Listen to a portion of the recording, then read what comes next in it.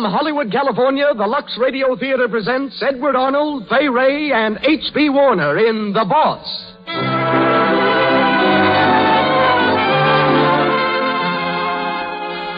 Lux presents Hollywood. Our thanks to those of you who are expressing your approval of our program by regular purchases of our product, Lux Toilet Soap. You'll find you'll like our product as much as you like our theater, and we appreciate your loyalty, for it is your loyalty to Lux that makes this program possible. In our theater tonight are Edward Arnold, Fay Wray, and H.B. Warner, whom you'll hear in a moment in The Boss. As special guest, we bring you Dorothy Dix, nationally known advisor on love and marriage, and one of the most famous columnists in the history of journalism. Louis Silvers directs our music. The Lux Radio Theater is personally produced by Hollywood's master showman, your host, ladies and gentlemen, Mr. Cecil B. DeMille.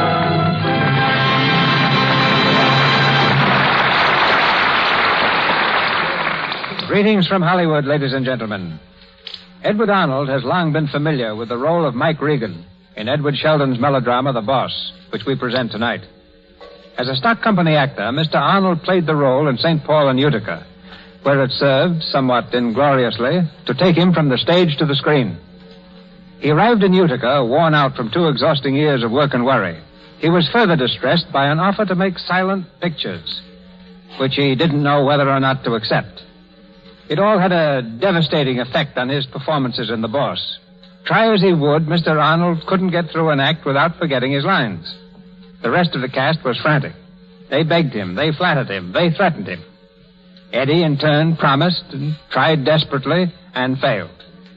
At last he confessed it was the movie offer that was upsetting him, and earnestly asked his furious director what he thought of his chances on the screen. "I don't know," the director exploded. "But if you do accept, you'll be doing a tremendous favor to every actor and director in stock." This appeal to his public spirit so touched Mr. Arnold that he left the stage, became a film star, and fooled his old associates by turning into one of the most dependable actors on the screen. Our other stars are Fay Wray and H.B. Warner. Miss Wray advanced to stardom from Hollywood High School. While still a student, she played extra parts, and in turn became a Western heroine, a feature player, a comedienne, and finally a star. In our play, she's Emily Griswold. My association with H.B. Warner dates back to the time he became the original star of Alias Jimmy Valentine. When we both came to Hollywood, one of the first roles he played for me was in The Ghostbreaker, in which he was locked in a prison cell with 12 large rats. The property man was unable to get any black rats, so we secured some tame white ones and covered them with lampblack. But while we were shooting the scene, the fastidious rodents, instead of attacking Mr. Warner, calmly sat up on their haunches and proceeded to lick off the lampblack with apparent delight. Since then, he's become celebrated for his spiritual characterizations, starring for me in The King of Kings, and recently for Columbia Studios in Lost Horizon. For us tonight, he plays the Archbishop. And now the Lux Radio Theater presents Edward Arnold in The Boss with Fay Wray and H.B. Warner.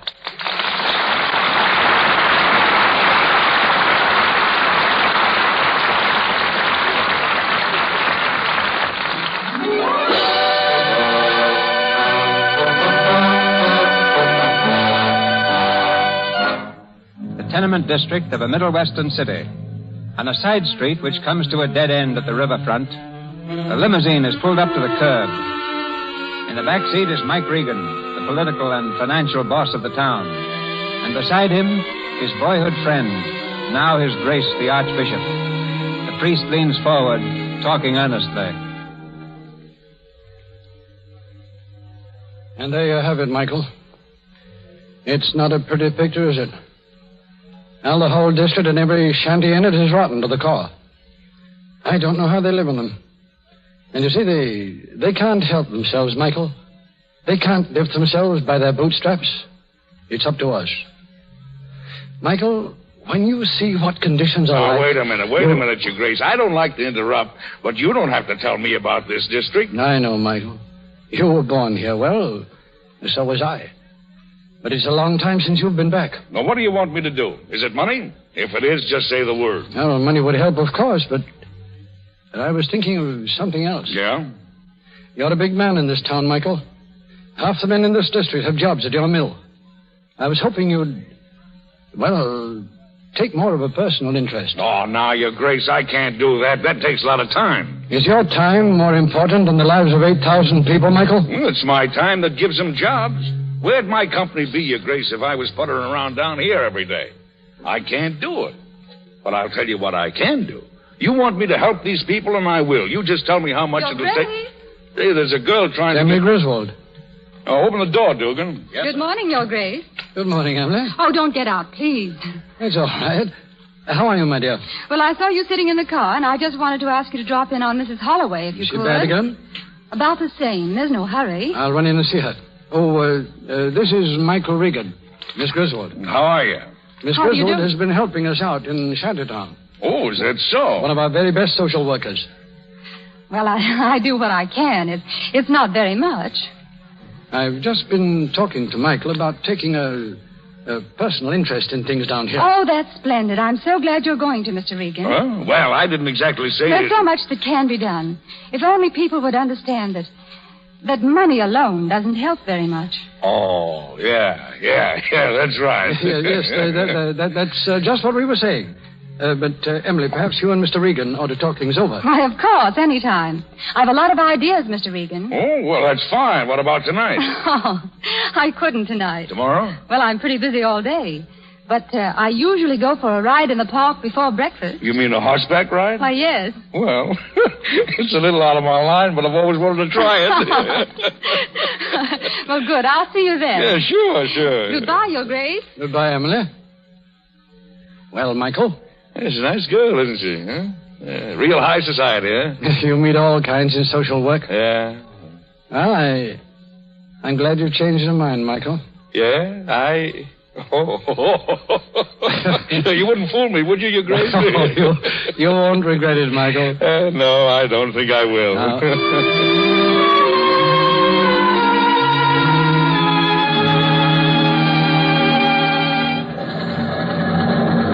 Morning, boss. Hello, Ed. Morning, Mr. Regan.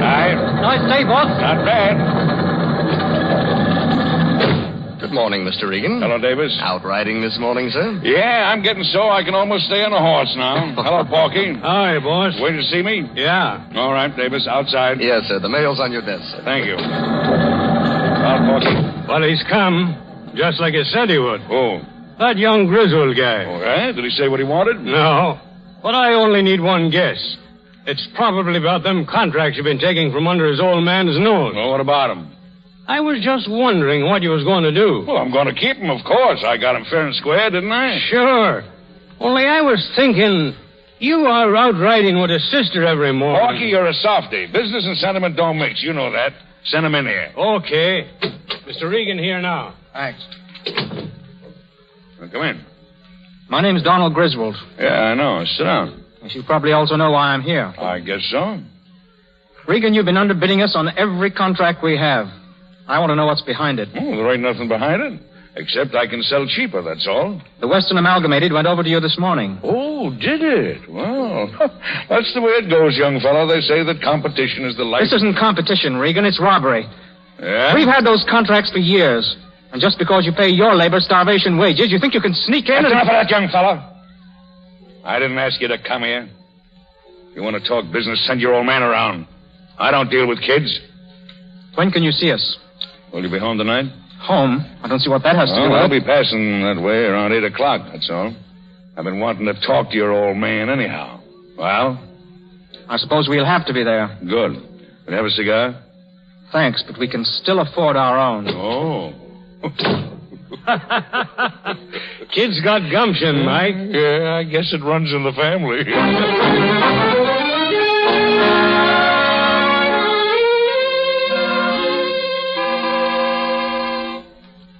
So he's coming here. He insisted on it. I know what's in his mind, Dad. He thinks because he's got us in a hole, he can use us for a stepping stone. Well, he won't. Donald, my boy, there's no use in getting excited.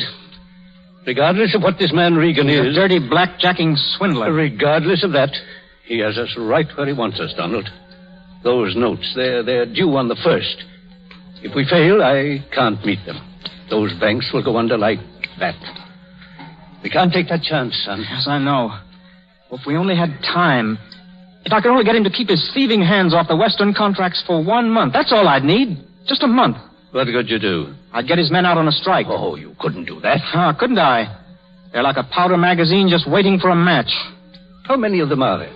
Over 3,000. And sick to death of being rounded up like steers with a gang of toughs for cowboys. You know why those people in Shantytown can't buy food for their kids? Because Regan pays the men starvation wages and then takes it away from them in rent. He owns the whole district and charges them sky-high prices for living quarters that aren't fit for animals. Are you sure of that? That he really owns that property? Yeah, of course I am. Oh, he's kept it quiet, all right. He's afraid it might interfere with his social climbing. I tell you, Dad, that wait. fella... Come in. Yes, Mitchell? I beg your pardon, sir. There's a Mr. Regan to see you. Oh. Show him in, please. Yes, sir.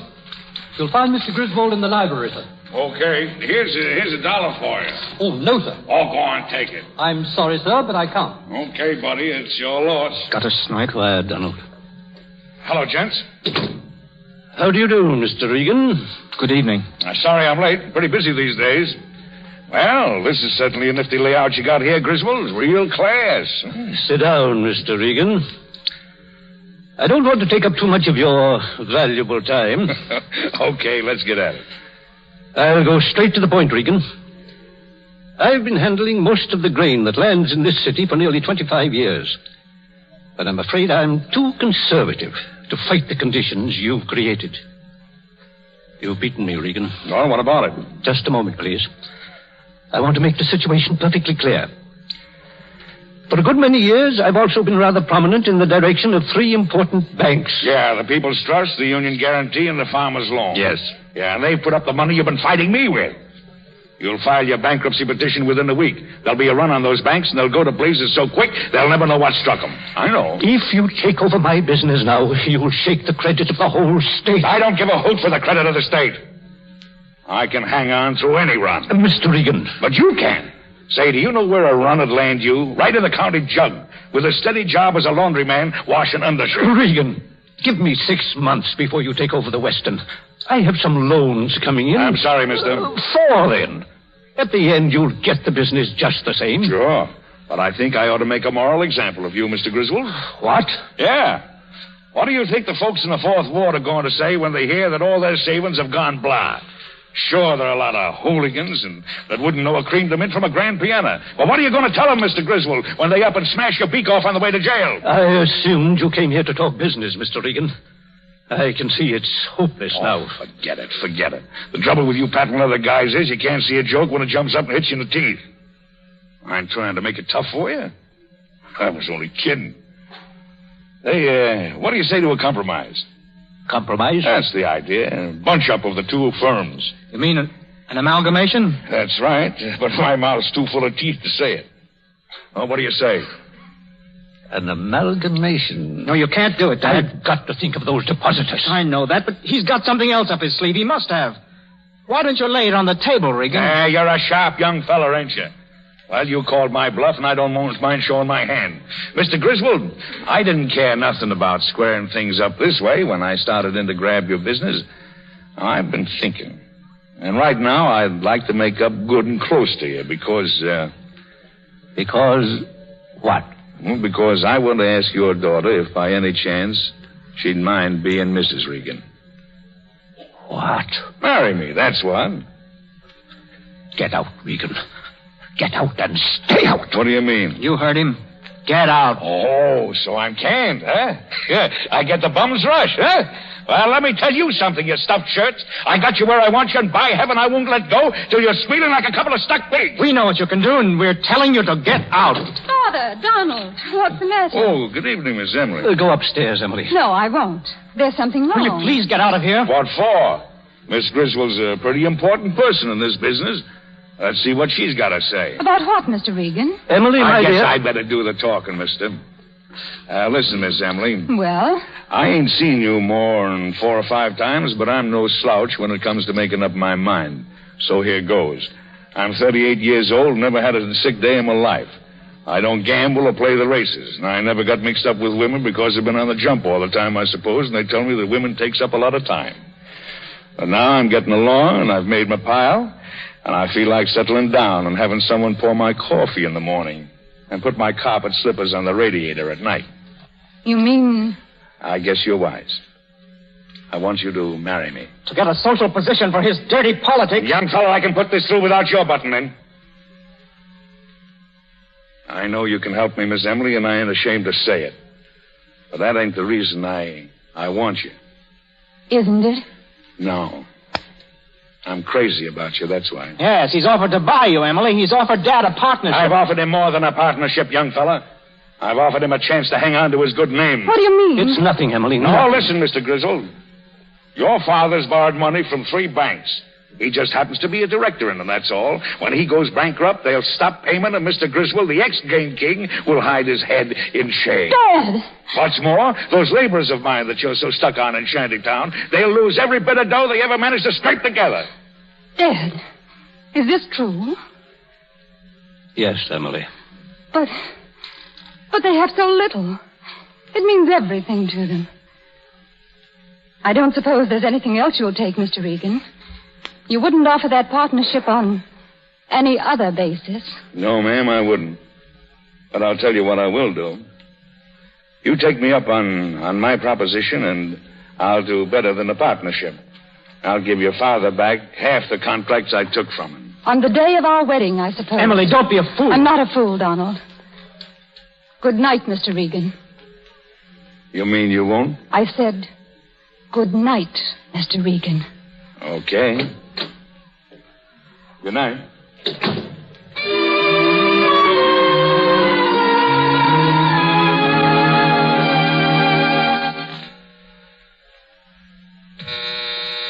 Who is it? Hold your horses, will you? This is a fine hour to be coming in. Ooh. May I come in, please?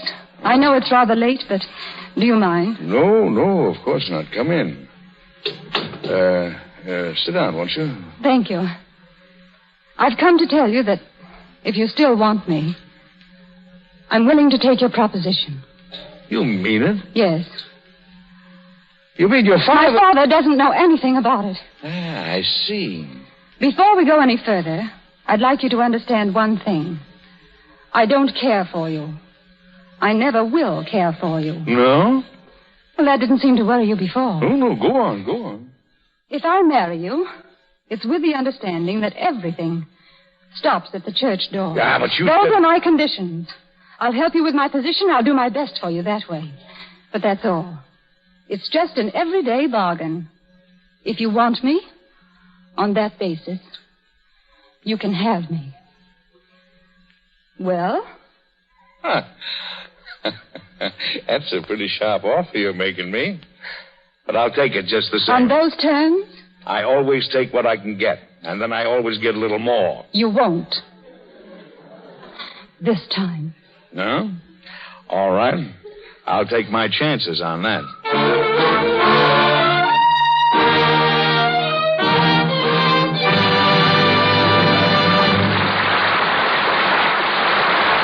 And so ends Act One of The Boss, starring Edward Arnold, Fay Ray, and H.B. Warner. In a few moments, our stars will return in Act Two. Let's take advantage of this short intermission to play a little game. We're going to give you some bits of neighborly gossip about the screen stars, but we won't give you their names. See if you can guess to whom each item applies. You'll want pencil and paper for this. There will be 5 questions. Ready? A young lady who knows all the answers will read the questions, and at the end of each, give you the right answer and tell you how much credit to give yourself if you're right. Are you ready? Question 1. We don't usually associate screen stars with homely domestic chores, but there is one Hollywood beauty who is frequently seen doing her own marketing. Do you know who she is? The answer is, and if you're right, give yourself 15, Miriam Hopkins. Question 2. Screen stars, poor dears, are usually too busy on location to go off on a honeymoon. One of them, however, recently determined nothing was going to interfere with her long-dreamed-of jaunt through Europe with her new husband. And off she went. Can you name her? The answer is Claudette Colbert. 15 for that one, too, if you have it right. Claudette Colbert. Question 3. To be included among the first 10 box office draws is the goal at which all screen stars aim. Recently, a young unknown came to Hollywood and took the country by storm with her first picture, She is the first woman star since sound pictures came in to reach that enviable first 10 spot in the short space of 1 year. Do you know her? The answer is Sonia Henney. Take 15 credits if you got that one. Sonia Henney. Question 4. One of our most charming Hollywood lovelies has 2 sisters in pictures. Equally lovely, but not as well known. Who are these 3 little maids? They look alike, too. Did you get it right? Loretta Young, Sally Blaine, and Polly Ann Young. You can have 15 for that one. Loretta Young and her 2 sisters. Question 5. The camera shows up the tiniest complexion flaw. Screen stars must keep skin smooth and clear at all times. What famous screen stars use Lux toilet soap to guard their priceless complexions? I know the answer to that one. There are too many to mention. For actually, 9 out of 10 screen stars use Lux toilet soap. These famous beauties wouldn't dream of letting their pores become choked with dust, dirt, and stale cosmetics. They know that pores choked in this way cause cosmetic skin, dullness, tiny blemishes, and enlarged pores. Lux toilet soap's active lather removes thoroughly dust and dirt, stale rouge and powder, leaves skin soft and smooth. That is certainly the right answer, Mr. Ruick. You can take 40% for it, and so can all the women in the audience who got it right. That brings us up to 100%, and that's as it should be. For Lux toilet soap is mighty important to women everywhere. It helps them score 100%, helps to put them over the top. And now, Mr. DeMille and our play. We continue with The Boss, starring Edward Arnold, Fay Ray, and H.B. Warner.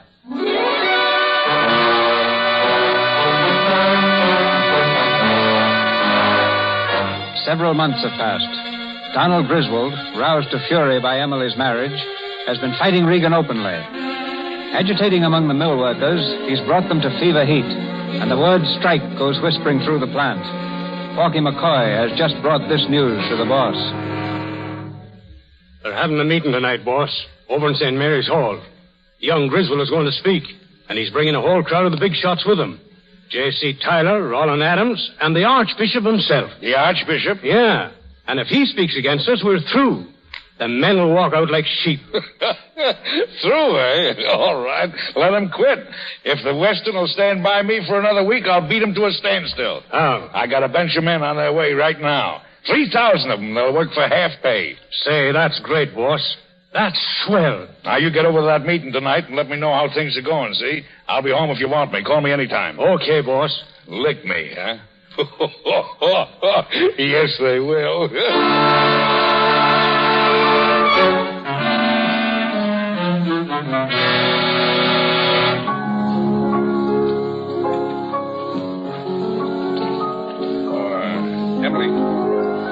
Emily. Yes? I ain't interrupting, am I? Oh, no, it's all right. Hey, you're looking swell tonight. You know, I kept watching you at the dinner table and saying to myself, she's got all the other dames in this town lashed to the mast. Thank you. You know what day this is, Emily? Day? Yeah, it's October the 29th. Well? Well, think back 6 months and, well... Oh, yes. Yes, I'd forgotten. Yeah, well, I ain't. So I took the liberty of buying you a little something.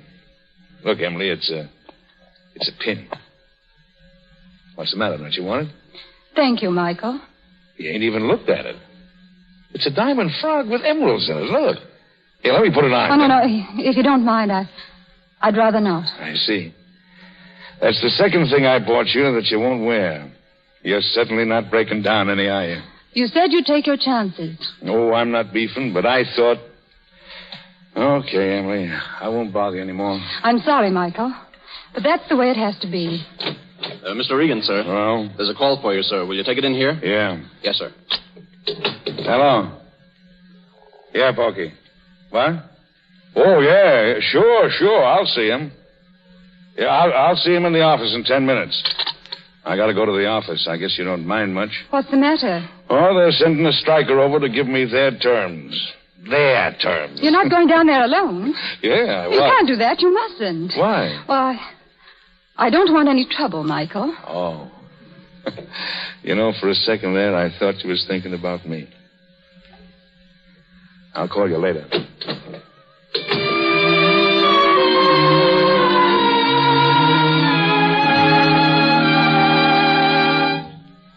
Those are the terms, Regan.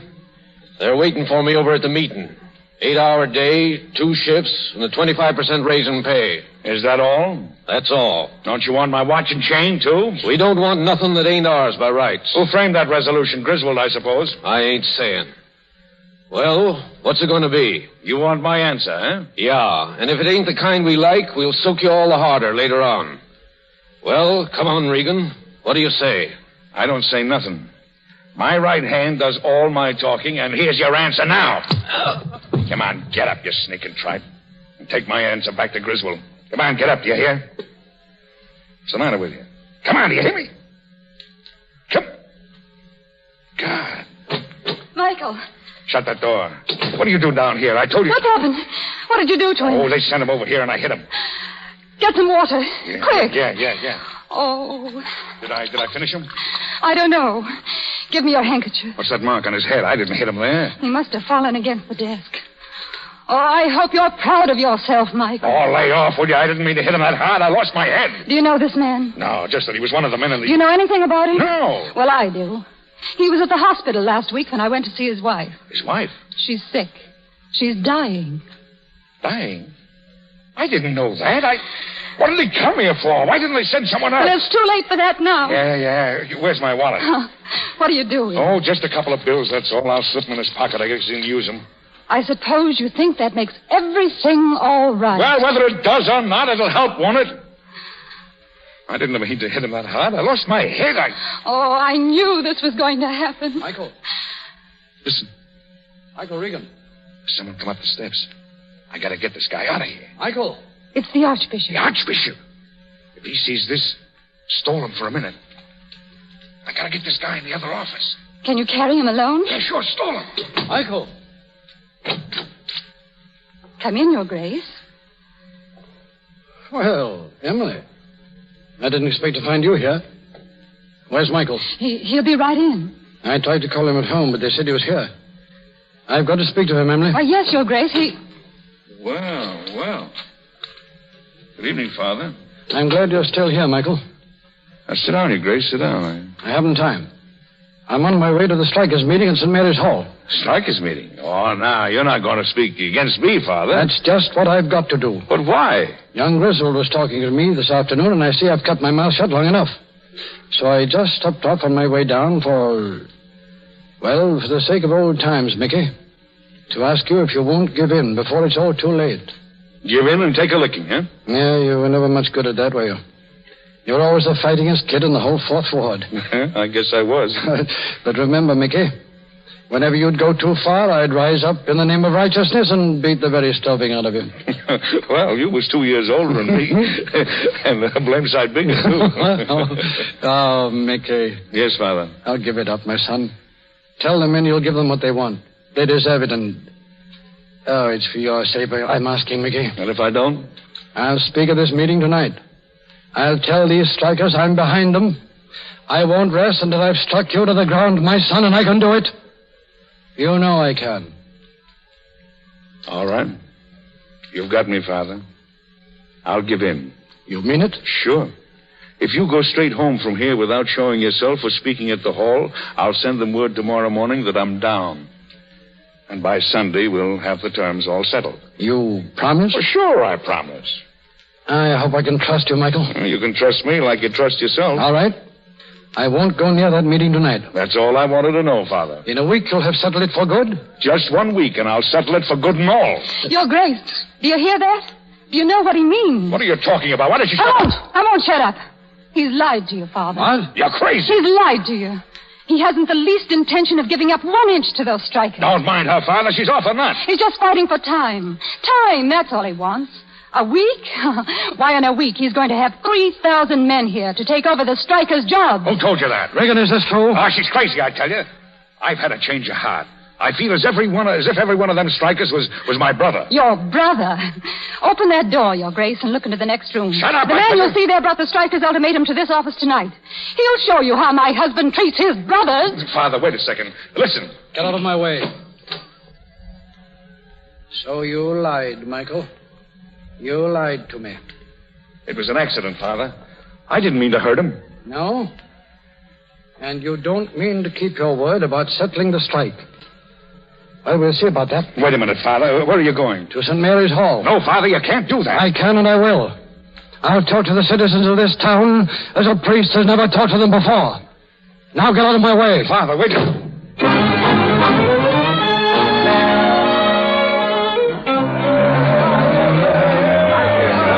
You've heard these men speak to you. You've heard me. We've all told you that a strike is the only solution. Quiet! Now listen to a man whose one thought in this world is the welfare of his people. His Grace, the Archbishop.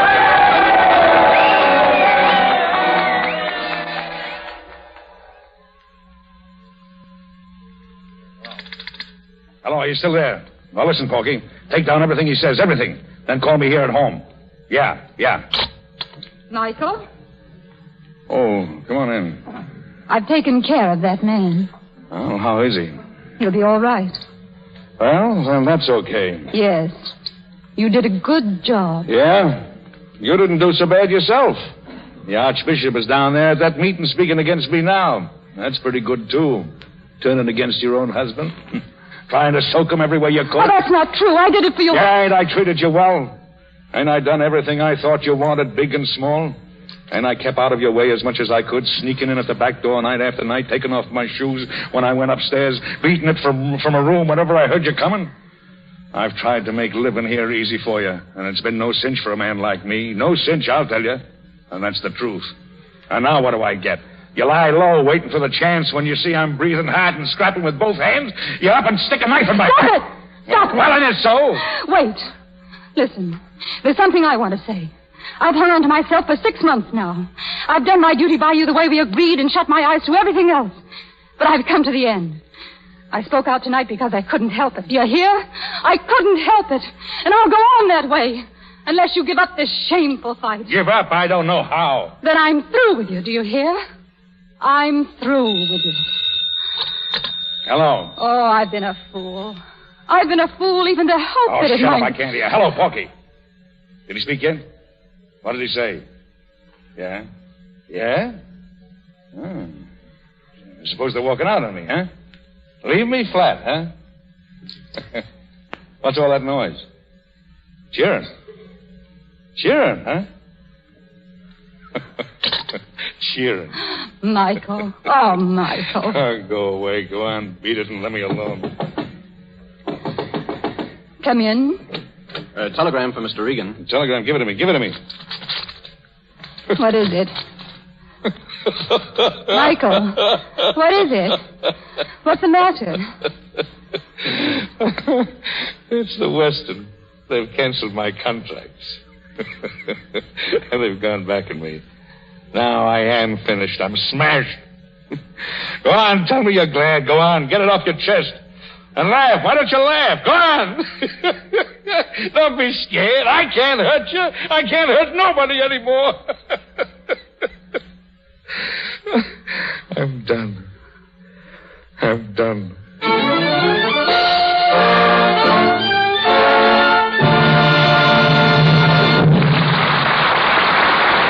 We pause for station identification. This is the Columbia Broadcasting System.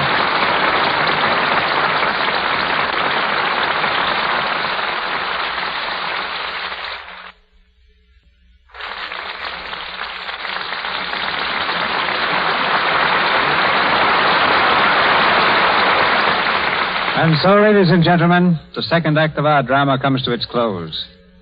Our stars will be back in a moment, though, to continue this story of a mismated man and woman. Into the Lux Radio Theater now steps a lady internationally known for her advice on matters of marriage. Her name is Dorothy Dix. You've doubtless read her famous column that's syndicated in newspapers the world over. At the moment, she's sitting in the study of her home in New Orleans, behind a carved oak desk, across which the troubles of millions of persons have come to her. Miss Dix has just recently celebrated her 41st anniversary of the Dorothy Dix column, and yet that study is just as full of life, of interest, and of compassion as ever before.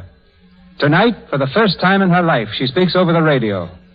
We're honored to welcome her on the air, and it's my privilege to extend the stage of the Lux Radio Theater to her now. Miss Dorothy Dix speaks to you from New Orleans.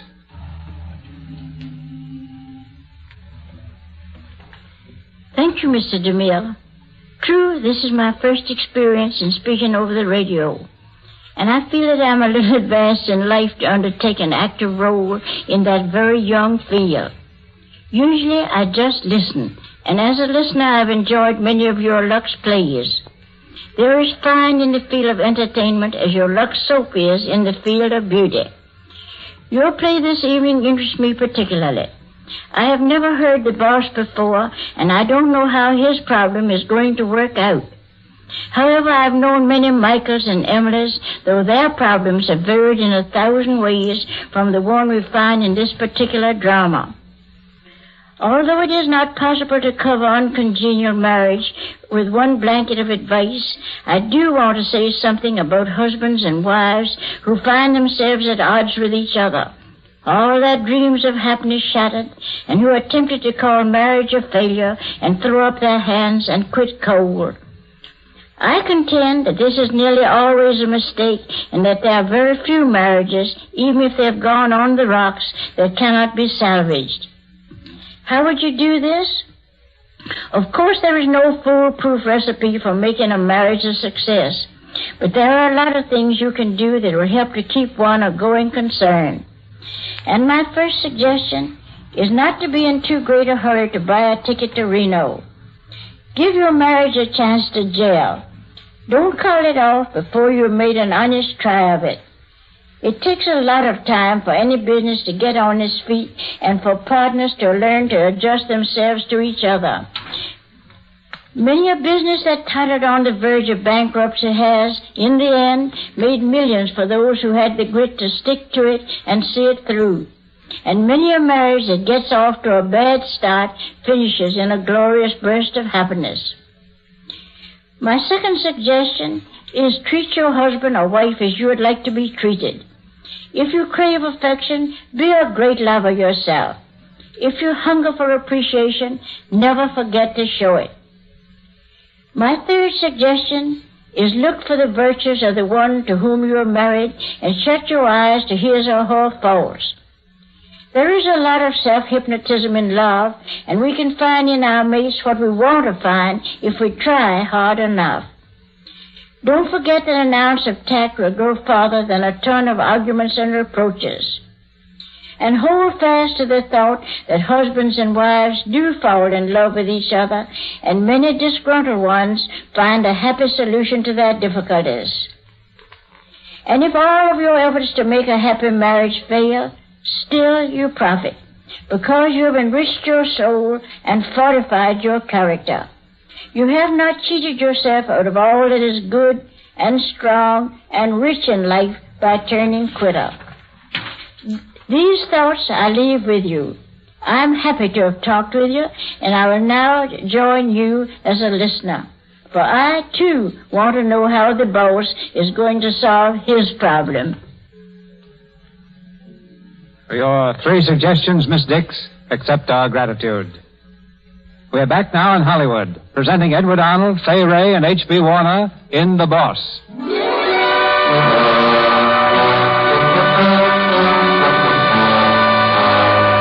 It's early the following morning, and Mike Regan has rallied himself for a last desperate effort. He and Porky McCoy are in a car, touring slowly through the town, on the lookout for fresh activities of the strikers.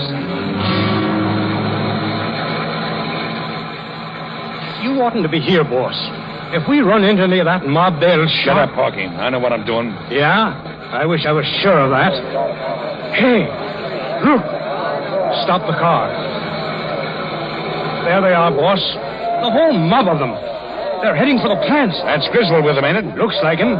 He's taking them there for a meeting. You're trying to bust me on the home grounds, eh? Let me out, boss. I'll round up a couple of the old gang and we'll... No rough stuff. Okay, boss. But we ought to know what they're going to do. They might start. All right, take it easy. I'll be at the house if you want me. Okay, boss. I'll call you up the first thing. Right.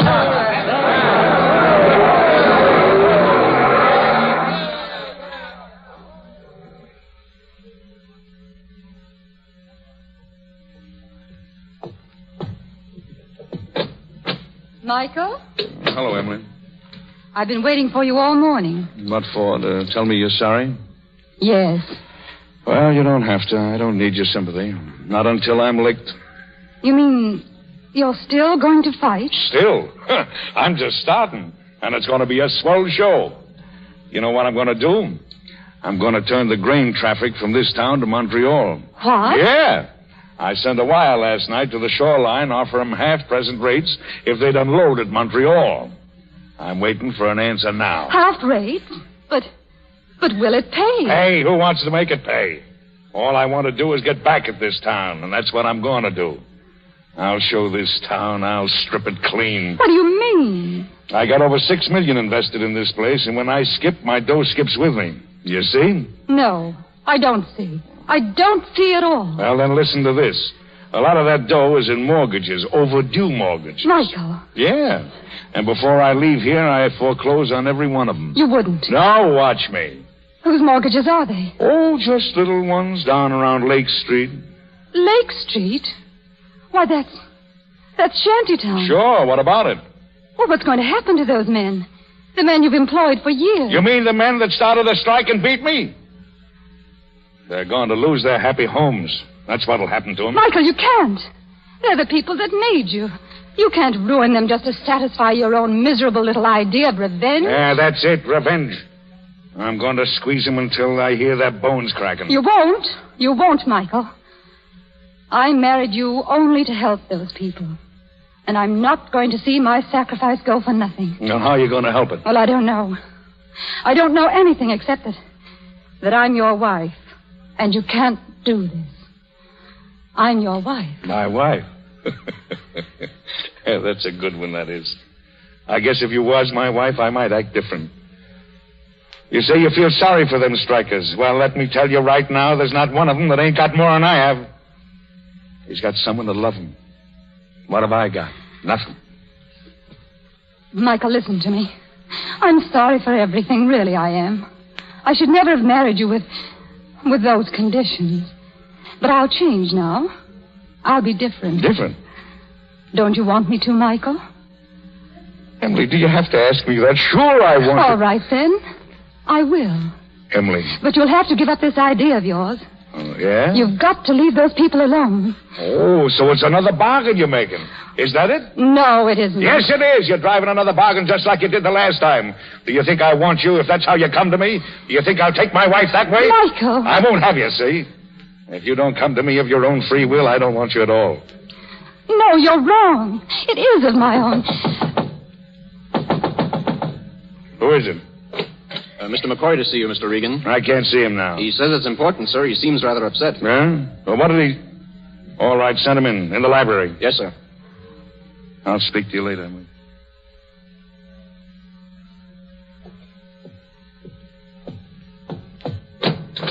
Boss. All right, Porky, what's on your mind? Boss, it's about young Griswold. Yeah, well, come on, spill it. He got the crowd down at the plant, boss. He got up on a barrel and sailed into you. Said he was going to lick you. Call you all the dirty names you could think of. I guess I sort of went off my nut and Well, go on. I heaved something at him, a bottle. I heaved it and it caught him in the head. What? He went down. What happened then? Tell me, is he all right? I don't know. They took him into Dugan's Cafe. Then the ambulance came and got him. You fool! I didn't mean to do it. Honest, I didn't. But they're coming down here, boss. The whole crowd of them. They're heading this way, and I... Shut up and listen to me. Did anyone see you throw that bottle? No. It was all looking at him. I was on the outside of the crowd. Then it's all right. Go home to your wife and kid and keep your mouth shut. Do you understand? If there's any trouble, I'll take care of you. Gee, thanks, Mike. I knew you'd fix it up for me. Go on, get out the back way. I'll take care of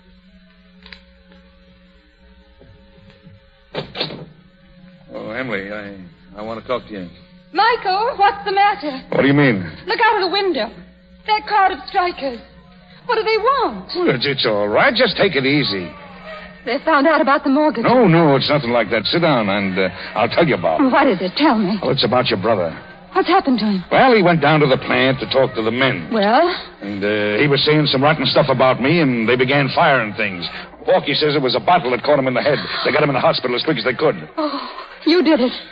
You told them to do it. Emily, you don't believe that. You don't believe I done a thing like that? No, you don't. You can't.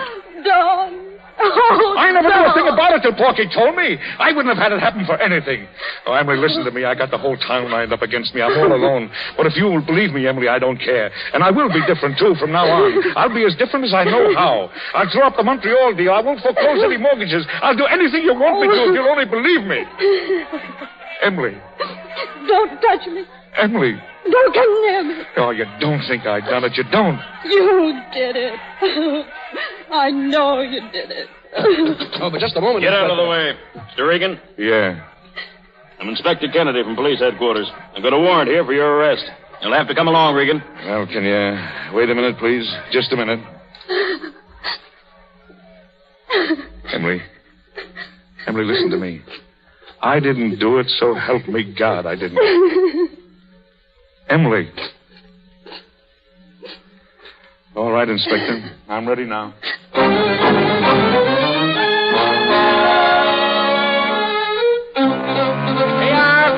Donald Griswold singing. Paper, Donald Griswold. All the body, Regan held for question. Never accused held without bail. Regan held. Paper.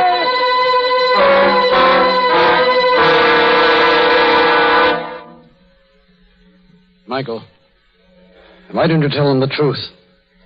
They'd let you out of here right now If I turned around and blamed some poor sucker who don't know any better? No, Your Grace, I'm the guy that's responsible. I'm the guy that's taken the rap. That's the way it is, and that's the way it's going to stand. And still I say you didn't do it. Oh, what makes you so sure? Because I know who did. Oh, you do? Yes, a priest comes to know these things, Michael, even though he can't speak of them. Well, what of it? It's a fine sacrifice you're making, my son, but it may turn out to be greater than you think. You mean if Griswold dies, huh? Yes, Michael. Yeah, I know. They'll hang me high in the kite. So, what? Porky's got a wife, he's got a kid, he's got everything to lose. And you? Me? I never had anything to begin with. Michael, if you won't help yourself, there's nothing I can do for you. That's right. I don't want any help. I don't want anything, Father. Very well, my son. Oh, Father, wait. There is just one thing. Yes? I'd like to see Emily again. Would you ask her to come? I don't guess she'll do it, but I'd like to see her just once. Very well.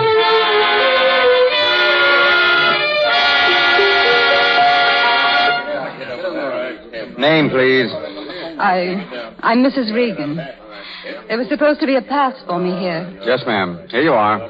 The guard will show you to his cell. Thank you. Any chance yet, officer? You'll have to wait, McCoy. McCoy. Oh, hello, Mrs. Regan. Are you waiting to see him too, Porky? Well, no. No, ma'am, I ain't. This way, Mrs. Regan. Thank you.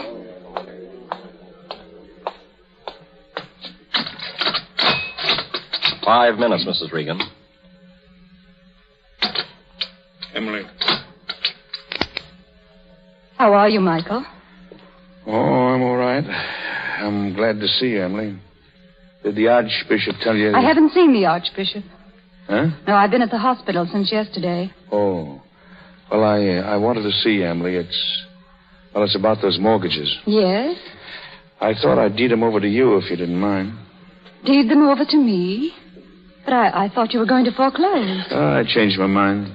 Why? Oh, I don't know. When you're up against it the way I am now, you sort of feel like squaring everything up. And I thought seeing you was so interesting, those men down there, you'd like to keep an eye on them and see that they don't get into trouble. They're just like kids, you know. I guess they need someone to look after them. Oh, Michael. Will you do it then? Oh, that's fine. I'll fix the papers up tomorrow. Oh, thank you. Oh, that's all right. Well, you're the boss now, Emily. The boss of Shantytown, huh? I guess you'll be a better one than me. Are you going to Montreal soon? Montreal? No. Guess I ain't going any place for a long time yet. You mean on account of Don? Yeah. Well, then you don't know. Know what? Well, it's all right. He's going to get well. Is he? Yes, that's what the doctor says. He operated at 2:00. Don knew me before I left the hospital. Oh, gee, I'm glad. I'm awful glad, Emily. So you can probably go to Montreal after all. Yeah, I suppose I can, but somehow I guess I won't. You're giving that up, too. Well, it looks that way. But why? You don't have to. Can't I do a decent thing sometimes just for the fun of it? Just for the fun of it? Well, I ain't doing it for any other reason. You've changed. Me? No. I'm just the same as I always was. Well, then I've changed. Because everything looks different to me now, Michael. I'm sorry I didn't believe you about Don. Oh, what's the difference? You've done so many things, and I knew how you felt about Don, and when you told me, it all seemed to go together. I couldn't think... Don't begin that again, please. But now it's all right. I'm sure now. I know you didn't do it. You believe me? Yes, I do. And you've got to forgive me for not believing you before. Quit it, don't. But I'll make up for it, you'll see. I'll make up for it, I promise. You mean you... No, Emily. I know you're just saying it to make things easy for me, but... Oh, no, I'm not. Sure you are. We can't pick it up now. We've got to start all over, only this time we got to start alone. Why? We were all wrong, Emily, right from the beginning. I was wrong in thinking I could ever make you happy, and you was wrong in thinking you could ever let me try. Oh, don't. Please People don't. have to love each other awful hard before they can get married. If you and me had done that, well, I guess everything would have been all right. But as it is, all the bills paid, the accounts all closed. If there's any forgiving to be done, I guess I'll do my share. I hope God gives you all the things you never could get from me, Emily. I hope you'll live happy. Good luck to you, and goodbye. Mr. Regan? Yeah? That man, McCoy. What about him? He just spilled the whole thing. He went in to see the inspector and made an affidavit, saying that he threw the bottle and you had nothing to do with it. McCoy said that? Yes, ma'am. So you're all right, Regan. Officer. Yes, ma'am. Would you call my chauffeur? I'm going to take my husband home. Sure, Mrs. Regan. Emily. Michael, is that your overcoat? Yeah, but... Well, here, put it on. And be sure to button it up. It's chilly out. And your hat. Oh, wait. I'll show you how you'll have to wear it now. Not tilted over your eye like that, Michael. Straight, or almost straight anyway. You mean like this? Yes, like that. That's fine. Now take it off. What? I just put it on. Oh, Michael. Do you think I'm going to let you kiss me with it on? Emily. Oh, gee.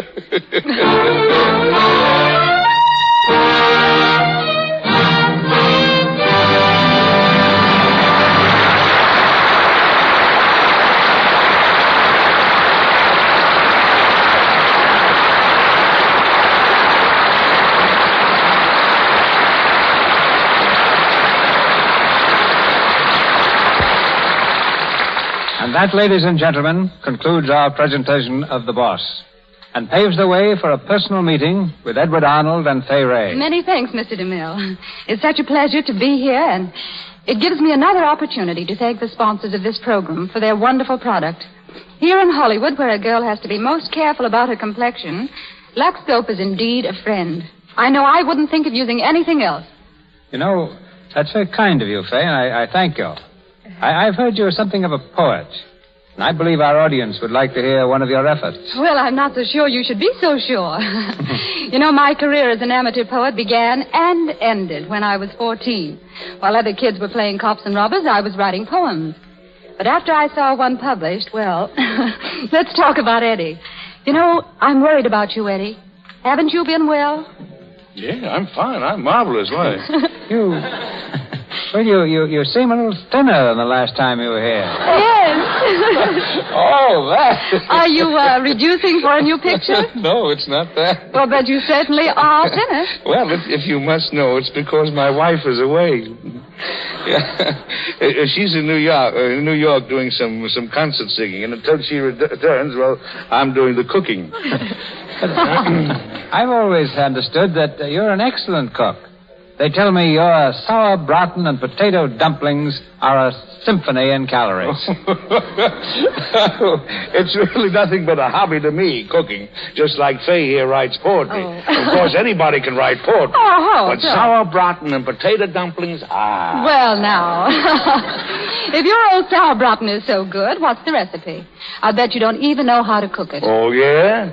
I'll not only tell you how, but what's more, just to prove how easy it is to write poetry, I'll do it in rhyme. I dare you. All right, here it goes. Now, the title of this poem is Sauerbraten. I tossed it off one day after eating some of my own Sauerbraten, so blame it on the cooking if you want to. Of all the things that man has begotten, what is more grand than Sauerbraten? Especially when you serve it in those dumplings made of potatoes. I'm sure my teeth have never sodden a tastier dish than Sauerbraten. So it tastes like food and not like water. Soak the meat in a bucket of water, and just to be sure it's especially nice, add a cupful of vinegar and a thimbleful of spice. The reason why it is sometimes tough is because many people don't soak it enough. Let it soak for 3 days or 4 at the most. Then cook in the oven like you cook a pot roast.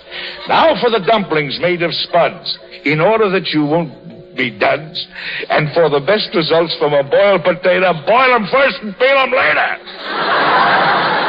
After they've cooled, they'll look much nicer if you slice them through a potato slicer.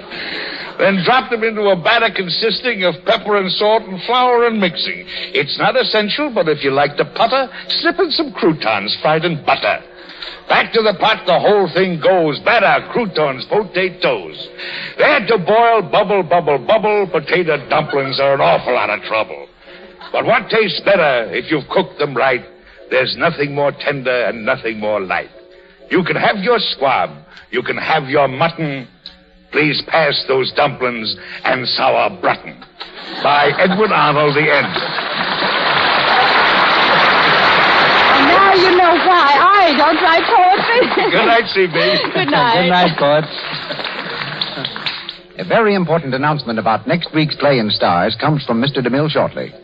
Heard in tonight's drama were Howard Phillips as Donald Griswold, Frank Shannon as Porky McCoy, Wright Kramer as Mr. Griswold, Eric Wilton as Mitchell, Earl Gunn as Scanlon, Lou Merrill as the inspector, Frank Nelson as Davis, David Kerman as Dave, Sidney Newman as Gates, Eddie Kane as an officer, and Ross Forrester as a newsboy.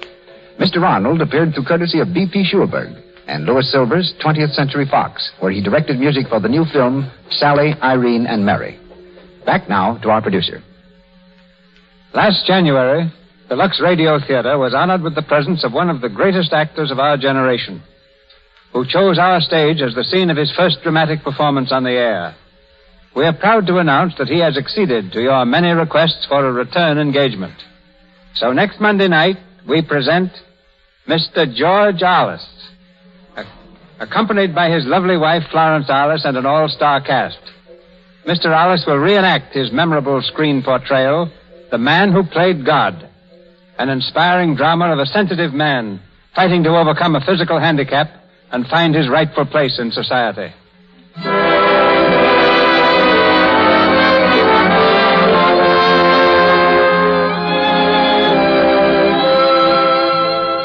Our sponsors, the makers of Lux Toilet Soap, join me in inviting you to be with us again next Monday night when the Lux Radio Theater presents George Arliss in The Man Who Played God with Florence Arliss.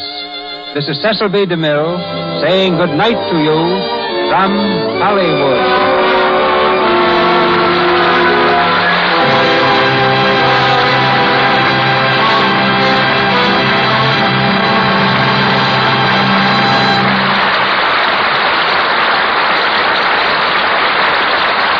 Has been Melville Ruick.